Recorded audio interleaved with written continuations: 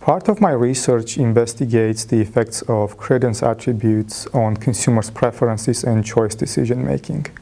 Credence attributes inform about product characteristics such as country of origin or production processes such as organic that consumers cannot determine when purchasing or even consuming the product. Credence attributes are communicated with labels, which leads to the next research question, and that is, what are the visual cues that influence consumers' choice decision-making?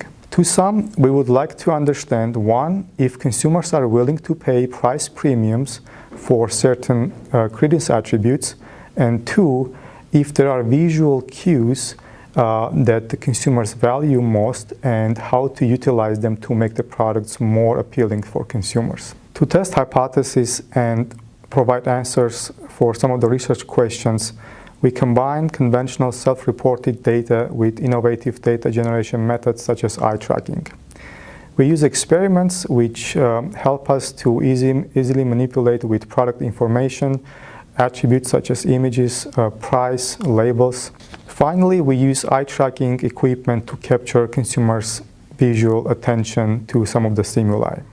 By combining visual behavior and stated preferences, we can then analyze and estimate the relationship between visual attention, preferences, and willingness to pay for certain attributes.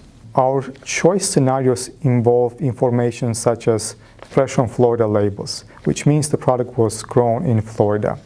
We provide some explanation prior to the experiment so the subjects know what we refer to by those attributes. What we find is that, on average, the consumers are willing to pay approximately $7 premium for Florida-grown ornamental plants. However, what we also find is that over time, if you show the label over and over, we observe less attention paid to the image, and which means that they get used to the label, so they pay less attention. However, they are willing to pay for those products premium that include the attribute itself. The green industry spends considerable financial resources to grow and market plants that are highly valued by consumers. Our research provides practical information about consumers' preferences and willingness to pay, which is directly linked with demand and producer revenue.